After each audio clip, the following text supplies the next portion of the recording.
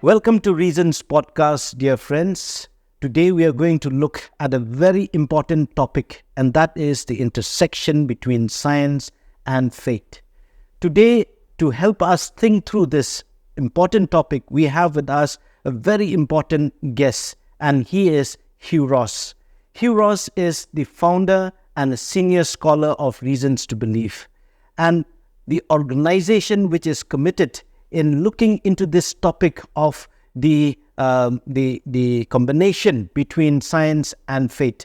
And so today he is here with us on this podcast, and he is also someone who has authored many books such as The Creator and the Cosmos and many other books. And by the way, Hugh Ross is someone who has actually come to know the existence or to believe in the existence of God by studying the subject of cosmology. He holds a physics degree from the University of British Columbia. He also holds a PhD in astronomy from the University of Toronto. Welcome, Hugh Ross. It's such a pleasure to have you on our podcast. My pleasure. Well, you are a scientist. You have studied physics, you've studied cosmology, astronomy, and then you've also dived into the scripture. Can you please help us understand the science and faith interaction? Very often people tend to believe that science and faith cannot go hand in hand. They are sworn enemies. What is your view on that? Well, that's how I became a follower of Jesus Christ, was looking at the science and realizing it testified of a beginning of the universe, which implied a cosmic beginner. And that's what sent me on a quest to look at I wanted to find that cosmic beginner. And I found that only the scriptures, the Holy Bible, accurately described what I knew to be true about the origin and history of the universe, and described it in ways that I realized this book, the Bible, has predictive power. It actually predicted the fundamental features that we now know to be Big Bang cosmology. Everything it said about creation, it got it all in the correct chronological order. It got it in there correctly described. And I realized this couldn't be a book that's just inspired by humans. This has to be inspired by the one who actually did the creation deeds. So that's what led me to give my life to Jesus Christ, and also recognize that, there are two witnesses of God. There's the witness from the Bible, there's the witness from nature. And the fact that you've got two witnesses corroborating one another gives greater assurance that this is really the pathway to truth. Wow, thank you. I mean, when you come to think of the interaction between science and faith, this is something that is very important, because very often when you look at the evidence that has come to light, especially from the domain of science, very often people tend to think that with more evidence, it seems that, it negates the idea of God. So now, can you share with us what are some of the evidence that you can present or that you think points to the existence of God? Well, Balajit, I do the exact opposite. What I do with audiences say, look, as science advances, it gives us increasing evidence for the truth of what the Bible states, increasing evidence for the Christian faith. And it's happening literally on a daily basis. Every day, scientific research papers are being published that make for a stronger case for the Christian faith. One way I demonstrate that is through a blog series I bring out called Today's New Reason to Believe. By the time, I could put out 12 such articles literally every day. I don't, so it's about once a week I bring those articles out. But I've been doing that for 30 years. And it's always gone in the direction of supporting the Christian faith. Although there are times when papers are published that seem to go against the Christian faith and what the Bible teaches. We call those anomalies. That's how science advances. We see something that's not fitting what everything else is telling us, and we study it in more depth, and the anomaly gets resolved. Sometimes it reveals more anomalies, but the new anomalies are always less significant than the old anomalies we've resolved. That's an indication we're on the pathway to truth. One reason why I reject a naturalistic perspective, the anomalies are getting bigger and more problematic, which is an indication you got the wrong model. Wow. Now, of course, there are many papers that are coming out, as you have read, that some of them may support the existence of God, the belief, and then there are some which probably may not. But then when you dive in and analyze it at its core, you will find that there are these anomalies in their interpretation. But then coming back to the question, I think, what are some of the key scientific evidence that you can share with our viewers that points or that strengthens the belief in the existence of a creator? Well, one that I noticed when I first started studying the Bible was that there's all this evidence in science that things have been designed to make possible not just the existence of life, but human beings in particular. And while I was in that process, out came the space-time theorems, which basically establish that if the universe expands, there must be a beginning to the universe that includes the beginning of space and time itself. That was important for me because what I saw in the Eastern religions was God or gods creating within space and time. The Bible stood alone in saying, no, God creates independent of space and time. He's the author of space and time. He was active before space and time existed. So these space-time theorems were a huge boost to my faith in what the Bible was teaching. And then the fact that what we see, the Bible is written by 39 different authors. And some of them are Jews and some of them are Gentiles, and yet the message is consistent all the way through. I spent 2 years trying to find a provable contradiction in the Bible. I couldn't find any. I mean, where else could you have a book written by multiple authors where everything is that remarkably consistent? And that too, writing prior to the evidence being available many hundreds of years down the line. Well, that and the fact that these authors didn't know one another. Exactly. They lived at different centuries.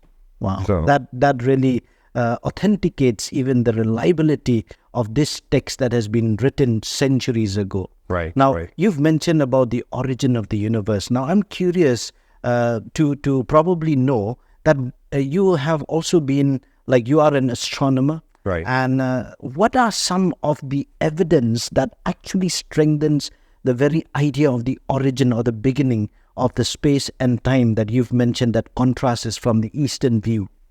Well, I mean, it began in the early 20th century where astronomers realized we live in an expanding universe, where everything in the universe is expanding away from everything else in the universe. Everything's expanding at a consistent rate. And this basically means that the universe came out of an infinitesimal volume, so we can trace it back to a beginning. And the space-time theorems tell us it's not just a beginning of matter and energy, it's a beginning of space and time itself. And the mid-20th century, it was an atheist astronomer, Robert Dickey, who said, you know, what's really interesting about the expansion of the universe? It has to be fine-tuned to within 1 part in 10 to the 55th power for life to possibly exist in the universe. So the fact that the expansion not only points to a beginning, it points to this exquisite design that makes life possible, indicating the universe was created for a purpose. Wow. Now, you've mentioned about the fine-tuning. Now, very often scientific thinkers speak a lot about the anthropic principles. Right. Now, why is it that you are convinced? I know of many of these themes that you've mentioned in many of the books that you've authored, but why do you think that the anthropic principle or the fine-tuning of the universe points to the existence of God? What has it got to do with the Creator, the belief in the Creator? Well, a lot of physicists and astronomers who don't even believe in God still talk about the anthropic principle, how the universe has all these design features that are needed to make possible the existence of a human being. But what I've noted is that you have a level of fine-tuning that's required to get simple life. The level of fine-tuning needed to get plants and animals is dramatically greater. Dramatically greater yet to get humans. But to get billions of humans living on a planet at one time, it goes up orders of magnitude more. And then for those billions of humans to have a civilization, where they could be redeemed from their sin and evil through the message we see in the Holy Bible, it goes up many orders of magnitude again, which tells us we're not just seeing design from a God, it's the God of the Bible. So the connection is very clear, Right. of someone who have created it, and fine-tuning anthropic principles point to an intelligent input in Well, all for of that. example, what I share with my scientist friends who are non-believers says, notice the fine-tuning is at such an extremely high level. It means the one that designed the universe must be orders and orders of magnitude more intelligent than us human beings, more knowledgeable, more caring, more loving, more powerful. And so we're looking at not just some kind of amorphous God or a deistic God. This is a theistic God. It's a personal being. These are attributes only a personal being can manifest. And it's a personal being who has this obvious quality of really caring for what he creates. Wow. And so you've connected the scientific evidences, which actually points to the fine-tuning of this universe and the intelligent designer, so to say. But then you've also taken us to the scripture, which actually helps us make sense that, this intelligent designer is a personal being, right? Well, Balajit, I've written 7 full-length books on the fine-tuning of the universe. My latest one, Design to the Core, makes the point that everything we see in the universe and every event that takes place in the universe plays a role in making possible the redemption of humans from their sin and evil. And it's the Bible that tells us that God began his works of redemption before he created anything at all, which would imply that everything that God creates is for the purpose of redemption. And now our science is demonstrating that that concept indeed is correct. Wow. Now, just to shift gears a little bit here, and we've looked at some of the key scientific evidence. And by the way, for our viewers who are interested to actually dive in more into some of the things that Hugh is mentioning here, his books are available. You can check our website, www.rtbapac, and you can, order the book from our website as well, and you can dive into some of these things in much more greater detail.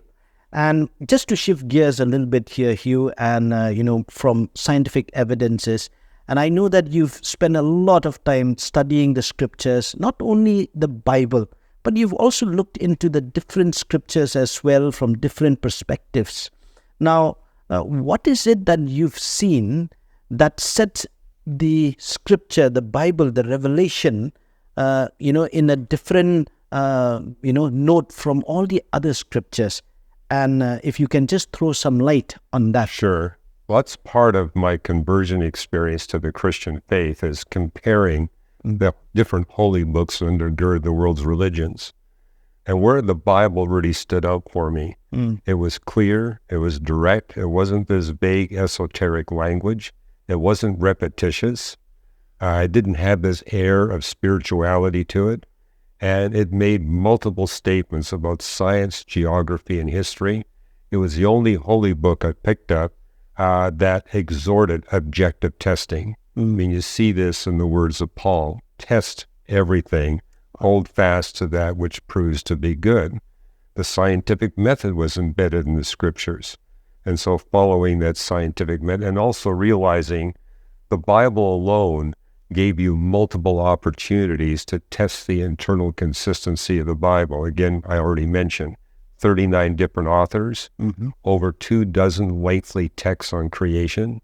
So you can look at, say, Genesis 1 and say, I'm going to test my interpretation of Genesis 1 with my interpretation of all these other creation texts. The closest I found outside of the Bible was the Quran, which has 3 lengthy texts on creation, but they're not consistent with one another, and not that much detail. The Bible gives tremendous detail. I'm particularly impressed with all the chapters in the book of Job that speak about the science of creation.